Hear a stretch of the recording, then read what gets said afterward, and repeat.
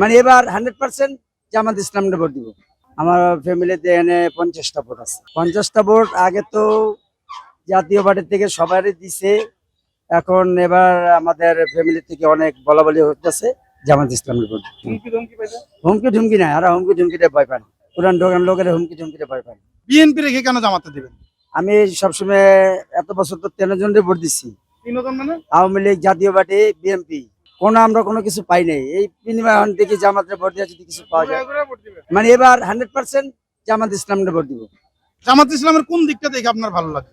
ওরা যদি আসে তাহলে বোঝা যাবো কি পরিস্থিতিতে আমরা দেশটা চালাতে পারতেছে, কিভাবে চালাতে পারছে। এখন ওদের ভোট বাড়ছে, অনেক বাড়ছে। হ্যাঁ, আমরা পুরান ঢাকা। আমার ফ্যামিলিতে এনে 50টা ভোট আছে। এই 50টা ভোট কোন দলে যাবে? 50টা ভোট আগে তো জাতীয় পার্টি থেকে সবারই দিছে, এখন এবার আমাদের ফ্যামিলি থেকে অনেক বলা বলি হচ্ছে জামাত ইসলামের ভোট। হুমকি ঝুমকি নাই, আর হুমকি ঝুমকিতে ভয় পান, পুরান দোকান লোকের হুমকি ঝুমকিতে ভয় পান।